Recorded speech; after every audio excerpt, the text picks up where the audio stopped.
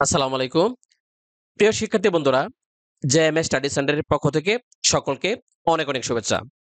তো প্রিয় শিক্ষার্থী বন্ধুরা, আজকের এই ভিডিও টিউটোরিয়ালের মাধ্যমে সিমেন অ্যানালাইসিস রিপোর্ট অর্থাৎ বীর্য পরীক্ষার রিপোর্ট নিয়ে বিস্তারিত আলোচনা করব। আজকের এই ভিডিও টিউটোরিয়ালের মাধ্যমে আপনারা জানতে পারবেন সেক্স করার পর কতটুকু সিমেন বা বীর্য বের হলে আপনার বীর্য স্বাভাবিক অবস্থায় রয়েছে।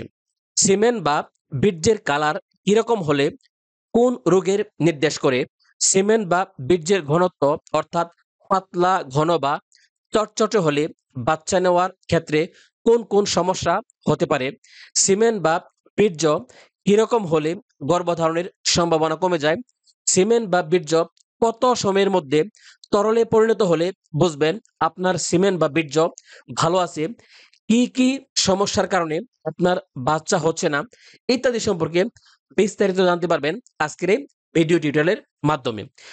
ভিডিওটি খুবই গুরুত্বপূর্ণ। আপনারা যারা যারা মেডিকেল পেশায় রয়েছেন অর্থাৎ প্রাথমিক চিকিৎসা দেন বা পল্লী চিকিৎসক বা প্যারামেডিক চিকিৎসক বা মেডিকেল ডিপার্টমেন্টে পড়াশোনা করতেছেন, তাদের উদ্দেশ্যে বলছি ভিডিওটি খুবই গুরুত্বপূর্ণ। না টেনে পুরো ভিডিওটি দেখুন, ইনশাল্লাহ আপনারা অনেক কিছু জানতে পারবেন। সিমেন অ্যানালাইসিস রিপোর্টে প্রথমেই হাসপাতালের নাম থাকবে, তারপর হাসপাতালটি কোথায় অবস্থিত অর্থাৎ ঠিকানা বিস্তারিত উল্লেখ থাকবে, তারপর সিমেন অ্যানালাইসিস রিপোর্ট এই অংশটি থাকবে, তারপর থাকবে পেশেন্ট নেম। এখানে পেশেন্ট নেম রয়েছে জসিমউদ্দিন। তারপর থাকবে এইজ অর্থাৎ পেশেন্টের এইজ, তো এখানে দেওয়া আছে পেশেন্টের এইজ 30 ইয়ার্স। তারপর দেওয়া থাকবে জেন্ডার অর্থাৎ লিঙ্গ, এটি পুরুষের সিমেন অ্যানালাইসিস রিপোর্ট নাকি মহিলার সিমেন অ্যানালাইসিস রিপোর্ট। এখানে দেওয়া আছে জেন্ডার মেল অর্থাৎ পুরুষের সিমেন অ্যানালাইসিস রিপোর্ট এটি। তারপর দেওয়া আছে ডেট অফ স্যাম্পল কালেকশন অর্থাৎ কত তারিখে স্যাম্পল কালেকশন করেছে, অর্থাৎ সিমেন বা বীর্যের স্যাম্পল কত তারিখে কালেকশন করেছে। এখানে ডেট দেওয়া আছে 26/6/2025 ইং তারিখ। তারপর দেওয়া আছে স্যাম্পল টাইপ অর্থাৎ কি স্যাম্পল কালেকশন করেছে, এখানে দেওয়া আছে সিমেন। তারপর দেওয়া আছে কালেক্টেড বাই মাস্টারবেশন অর্থাৎ এই সিমেন বা বীর্য কিভাবে কালেকশন করেছে, তাহলে মাস্টারবেশনের মাধ্যমে সিমেন বা বীর্য কালেকশন করেছে। তারপর দেওয়া আছে পিরিয়ড অফ অ্যাবস্টিনেন্স 3 ডেজ, বিরত থাকার সময় 3 দিন। তো এখানে একটু বোঝার বিষয় আছে, বিরত থাকার সময় 3 দিন এটি আবার কি, অর্থাৎ যেদিন পরীক্ষার জন্য সিমেন এর স্যাম্পল সংগ্রহ করবে তার 3 দিন আগে থেকে কোনো ধরনের যৌন সঙ্গম বা বীর্য বীর্যপাত করা যাবে না। আশা করি বিষয়টি বুঝতে পেরেছেন। তারপর দেওয়া রয়েছে টাইম অফ কালেকশন 10 AM অর্থাৎ সকাল 10টায় এই সিমেন বা বীর্য কালেকশন করা হয়েছে পরীক্ষা করার জন্য। তারপর দেওয়া আছে টাইম অফ এক্সামিনেশন 10:30 AM অর্থাৎ সকাল 10:30 পরীক্ষা করা হয়েছে। তো আশা করি এ পর্যন্ত আপনারা খুব ভালোভাবে বুঝতে পেরেছেন। এখন আমরা মূল আলোচনায় চলে যাই। প্রথমে রয়েছে মাইক্রোস্কোপিক এক্সামিনেশন। সিমেন অ্যানালাইসিস রিপোর্টে দুটি অংশ থাকে, একটি হচ্ছে ম্যাক্রোস্কোপিক এক্সামিনেশন এবং অন্যটি হচ্ছে মাইক্রোস্কোপিক এক্সামিনেশন। আজকের এই ভিডিও ডিটেইলের মাধ্যমে আমরা ম্যাক্রোস্কোপিক এক্সামিনেশন সম্পর্কে বিস্তারিত আলোচনা করব। তো প্রথমে আমরা জানব ম্যাক্রোস্কোপিক এক্সামিনেশন কি।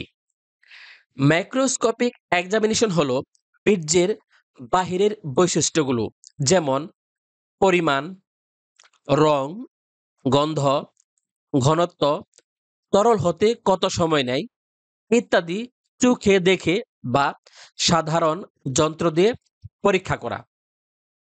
এমন পরীক্ষা যেখানে মাইক্রোস্কোপ ছাড়াই বীর্যের বা অন্য যে কোনো নমুনার বাহ্যিক বা ভিজুয়াল বৈশিষ্ট্যগুলো পরীক্ষা করা হয়। অর্থাৎ মাইক্রোস্কোপিক যন্ত্র ছাড়া অর্থাৎ মাইক্রোস্কোপ ছাড়া সাধারণভাবে যে পরীক্ষাগুলো করা হয়। ম্যাক্রোস্কোপিক এক্সামিনেশনে বীর্য পরীক্ষার ক্ষেত্রে বা সিমেন অ্যানালাইসিস করার ক্ষেত্রে সাধারণত নিচের বিষয়গুলো দেখা হয়। ভলিউম অর্থাৎ বীর্যের পরিমাণ কতটুকু, কালার অর্থাৎ বীর্যের রং কি, কনসিস্টেন্সি বা ভিসকসিটি অর্থাৎ বীর্যের ঘনত্ব কিরকম, তারপর হচ্ছে লিকুইফ্যাকশন টাইম অর্থাৎ বীর্য কত সময়ের মধ্যে তরলে পরিণত হয়, তারপর হচ্ছে পিএইচ অর্থাৎ বীর্যের পিএইচ কি, অ্যাসিডিক নাকি অ্যালকালাইন ইত্যাদি সম্পর্কে ম্যাক্রোস্কোপিক এক্সামিনেশনে বিস্তারিত আলোচনা করা হয়। অর্থাৎ ম্যাক্রোস্কোপিক এক্সামিনেশনে এই প্যারামিটারগুলোর রেজাল্ট বের করা হয়। তারপর রয়েছে প্যারামিটার। প্যারামিটার কি তা আমরা সংক্ষেপে জেনে নিই। প্যারামিটার মানে হলো পরীক্ষার প্রতিটি আলাদা আলাদা বিষয় যা পরিমাপ করা হয়। আমাদের এই সিমেন অ্যানালাইসিস রিপোর্টে যেসব বিষয় আলাদা আলাদা করে লেখা আছে প্রতিটি এক একটি প্যারামিটার। কেন প্যারামিটার গুরুত্বপূর্ণ? প্রতিটি প্যারামিটার আমাদের শরীরের নির্দিষ্ট এক একটি দিক সম্পর্কে তথ্য দেয়। চিকিৎসকরা এগুলো দেখে রোগ শনাক্ত করতে পারেন। যদি কোনো প্যারামিটার স্বাভাবিক সীমার বাইরে যায় তাহলে সেটা কোনো সমস্যার ইঙ্গিত হতে পারে। আশা করি প্যারামিটার কি আপনারা বুঝতে পেরেছেন। তো এই যে আপনারা দেখতে পাচ্ছেন এগুলো হচ্ছে প্যারামিটার, এক একটি প্যারামিটার। তারপর রয়েছে রেজাল্ট। রেজাল্ট শব্দটির বাংলা হলো ফলাফল।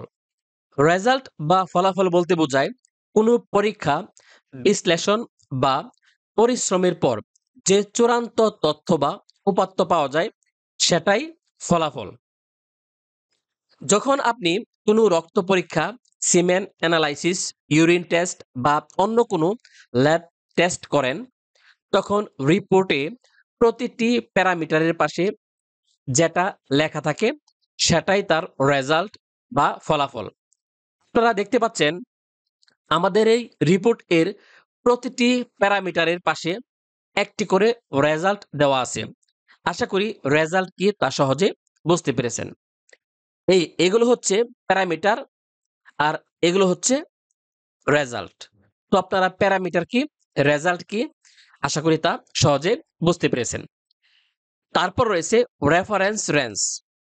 তো এখন রেফারেন্স রেঞ্জ কি তা সংক্ষেপে জেনে নেই।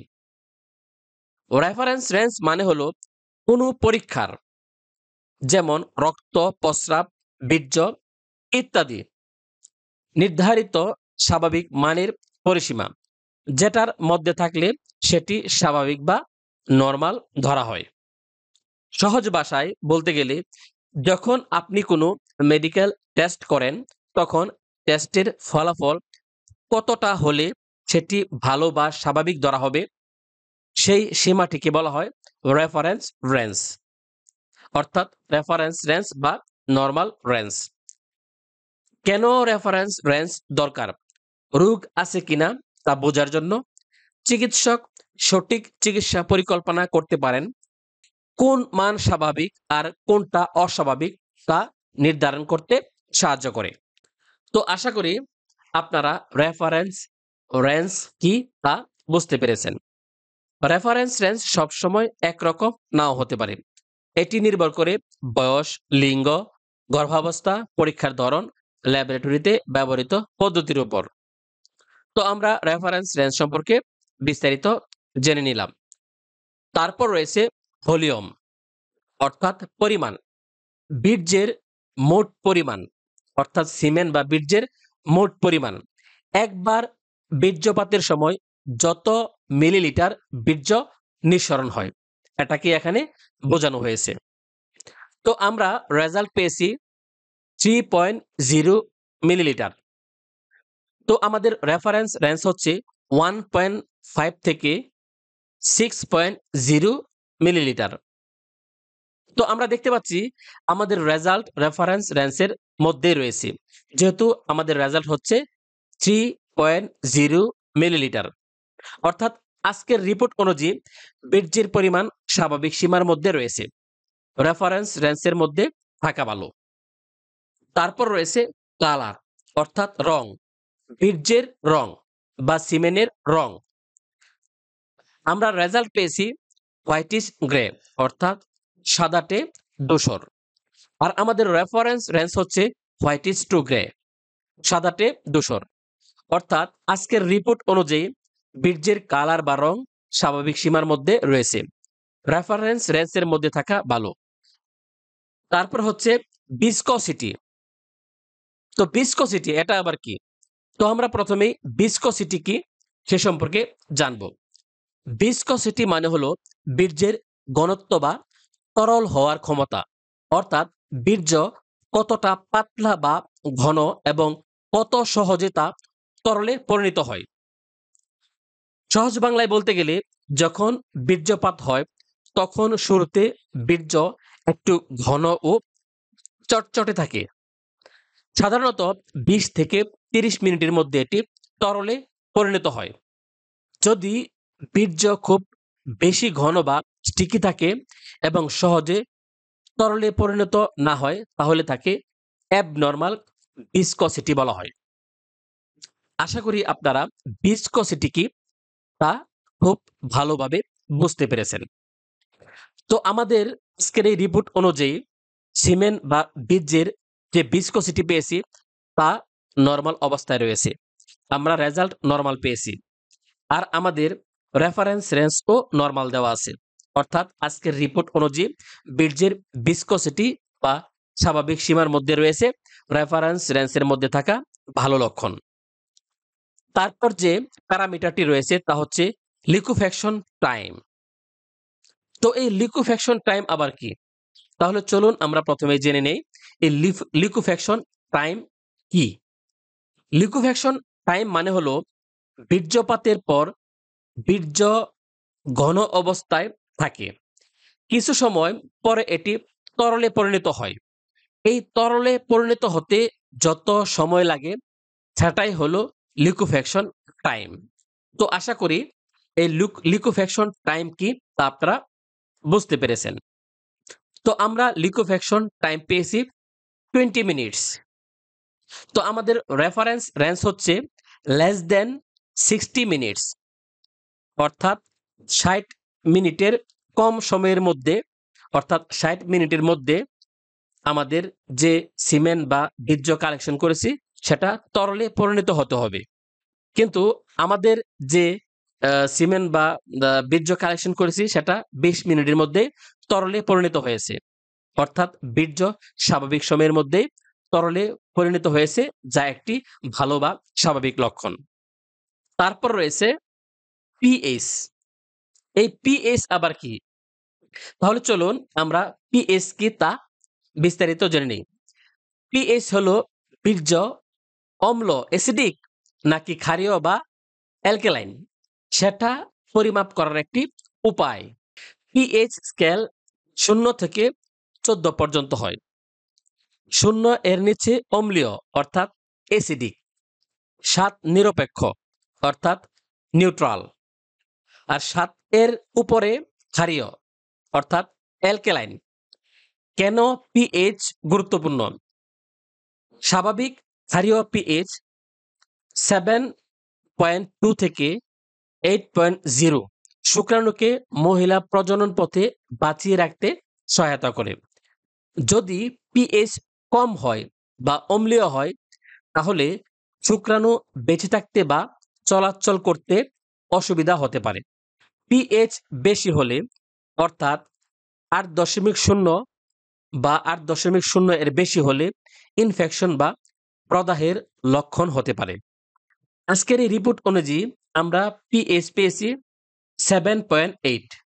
এটি স্বাভাবিক ও স্বাস্থ্যকর, শুক্রাণুর টিকে থাকা ও চলাফেরার জন্য উপযুক্ত পরিবেশ নির্দেশ করে। তো আপনারা দেখতে পাচ্ছেন আজকে আমরা পিএইচ পেয়েছি 7.8, অর্থাৎ আজকের এই রিপোর্ট অনুযায়ী আমরা পিএইচ পেয়েছি 7.8।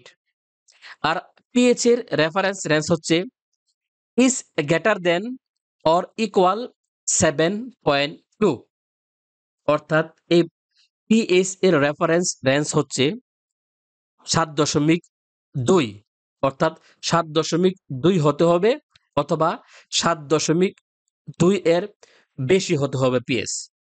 তো আমরা পেয়েছি 7.8, অর্থাৎ আমাদের পিএইচ নরমাল রেঞ্জের মধ্যে রয়েছে। তো প্রিয় শিক্ষার্থী বন্ধুরা, ভিডিওটি অনেক বড় হয়ে গিয়েছে। তো আজকের এই ভিডিও টিউটোরিয়ালে আমরা ম্যাক্রোস্কোপিক অ্যানালাইসিস সম্পর্কে বিস্তারিত আলোচনা করলাম। পরবর্তী ভিডিও টিউটোরিয়ালের মাধ্যমে এই সিমেন্ট অ্যানালাইসিস রিপোর্টের মাইক্রোস্কোপিক এক্সামিনেশন নিয়ে বিস্তারিত আলোচনা করব। তো প্রিয় শিক্ষার্থী বন্ধুরা, সকলকে আবারও ধন্যবাদ জানিয়ে আজকের মতো এখানেই শেষ করলাম। আল্লাহ হাফেজ। আসসালামু আলাইকুম।